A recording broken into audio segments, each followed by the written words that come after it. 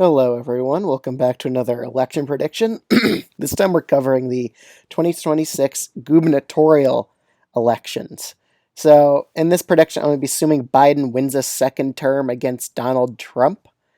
And that'll definitely be a factor in the gubernatorial elections because usually the party in power, they suffer some losses, but not all the time. Just like we've seen in the last 2022 uh, gubernatorial elections, Dems made gains, so that trend can be broken.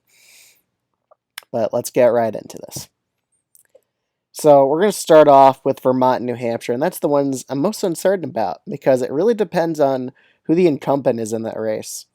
So with Vermont, if Phil Scott's running, it would be safe Republican. If Chris Sununu is running for re-election in New Hampshire, it would be safe Republican. They've just proven they're really good at winning elections, but right now, it's very uncertain if they do run in 2026. We don't even know if they run in 2024. So for now, just based off of probability, I'm going to say they're probably both lean Democrat currently. But if they both announce they're not running, then Vermont goes to lean and New Hampshire stays. Well, Vermont goes to solid and New Hampshire stays lean. But for now, I'm going to keep these both as lean. So just the probabilities is I think they are not running in 2026, but we don't know that for sure. Okay, let's start off with the saver states. So Maryland, Massachusetts, Rhode Island, Connecticut really aren't going to be competitive. Illinois, it's still not going to be competitive. California, Hawaii, Colorado, even though the governor's term limited here, the new one will still win by over 10. I think those are all those safe Dem states. So the safe Republican states, just the typical ones you would expect. Florida, I'm just going to say this. Even if DeSantis is term limited, the next person here is probably going to be Republican and they're easily going to win over 10 points. By then, just due to partisan sorting, all the Republicans moving to Florida from like the Midwest, all these retirees, they're definitely shifting the state a lot more red. Plus, they move among Cubans here to the Republican Party. Florida's kind of gone for Dems long term. I'm going to make a video about that in the future. But for now, Florida, safe Republican. Iowa, also safe Republican. The governor here can run for re-election. She probably will. Kansas, this is going to be the first Republican flip just because the governor here for the Democrats, Laura Kelly, I think her name is, she won't be able to run for re-election, so likely are for now. Alaska, also the Republican governor here, I think can't run for re-election, but for now I'm going to be putting this as likely are. Texas, the governor here, Greg Abbott, he can run for re-election, and this time I think it'll be a bit closer just due to trends. Ohio, the governor cannot run for re-election here, so again it'll be an open seat, so a bit more of a competitive race, but still likely are. Maine, the governor here can't run for re-election, so likely D for now. The seat could be competitive. Minnesota also could be competitive. I mean, Tim Walz didn't win on a blowout against that really weak opponent last time, but he'll probably still win by a likely margin. In New Mexico, again, term limited Democrat here, but still probably likely D in the state. New York, Kathy Hochul actually has pretty low approval ratings, so we're probably going to see another competitive race in New York in 3 years or so. So I'm going to put this as likely D for now. Okay, let's see where we're going here.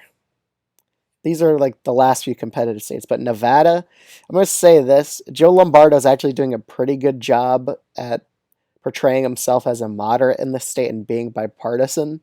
I think voters would reward him with a bigger victory here, so he'll win probably by a likely margin. I'd say I think it'll be pretty hard to unseat him, considering he's not acting super right wing as governor in Nevada. In Oregon, also, the governor here, Tina Kotek, she doesn't have a good approval rating, just like the governor from New York. So again, it'll probably be a bit more competitive here, likely Democratic. In these last few states. We'll start off with Arizona. Katie Hobbs, she's in the positive approval rating. She's not negative like in Oregon and New York. So I'm going to probably put this as lean Democratic for now. I think the Republicans are going to struggle in Arizona in the future still.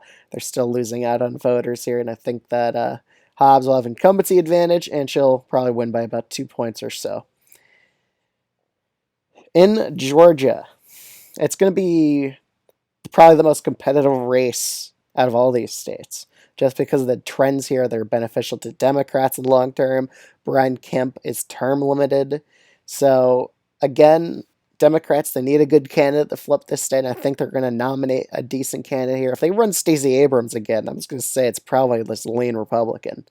But if they run someone else besides her who's actually competent at running a good race, I really think that'll be tilt Democratic. Now, in these last 3 states, the Rust Belt states, Pennsylvania has Josh Shapiro. He's a very popular governor right now, high approval rating still. He'll probably win by over 10 points. So, safe Democratic.